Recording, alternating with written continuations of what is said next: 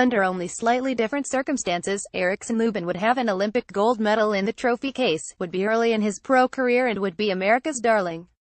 Lubin just turned 22 and should still be learning the ways of professional boxing. He pulled on a pair of gloves for the first time when he was 4, and by the time he was 8, it was obvious that he was different from the rest of the kids. He was on the fast track to greatness most of his life, but at 18, Lubin decided that Olympic glory wasn't for him. He was 1437 as an amateur and would have been a medal favorite had he opted to stay amateur and pursue a spot on the U.S. Olympic boxing team. Given that, in the last 25 years, only 2 American men have won Olympic gold medals, Oscar de la Hoya in 1992 and Andre Ward in 2004, Lubin would have cemented himself as a star prior to turning pro had he done so in Rio de Janeiro. But in 2013, when he turned 18, Lubin issued the gold medal opportunity and turned pro. He's one of the best prospects in the game, one of its best fighters, period, and he'll have the opportunity to end the questions that surrounded his decision when on Saturday, he fights Jermell Charlo on Showtime at the Barclays Center in Brooklyn for Charlo's WBC super welterweight belt. While Lubin has fought solid opposition by boxing standards for a young prospect on the rise, the 290 Charlo is head and shoulders above anyone Lubin has ever faced. He is not concerned, though, that it's too much, too soon. Quite the opposite. In fact, I know I'm ready because, like I said before, I came into the game and I fought no opponents with a losing record, said Lubin, who is 180 with 13 knockouts as a professional. Everybody I fought had a positive record, some undefeated guys, some guys who had just one loss. I fought all types of guys. I have a great amateur background. I won pretty much every amateur tournament out there. I've been undefeated since I was 13 years old. I'm just confident. I've been training real hard and I'm just ready to show the world who I really am. I don't think I've really shown the world who Erickson Hammer Lubin is yet. Some of these fights have been a little bit too easy for me.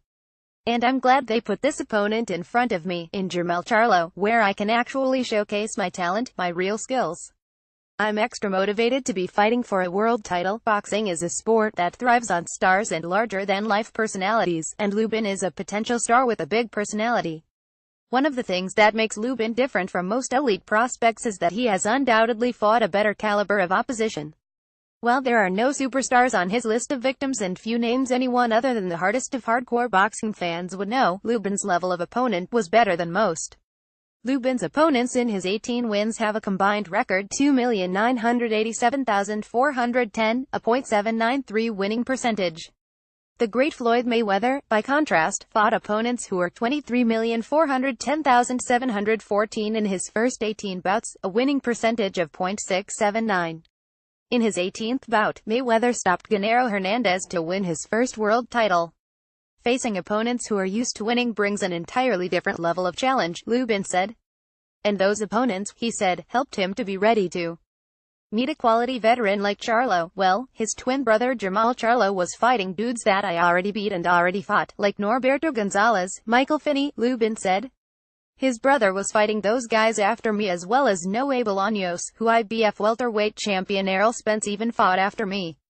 I feel like I came up the right way. I fought the veterans real young. I fought Noe Bolaños at just 50.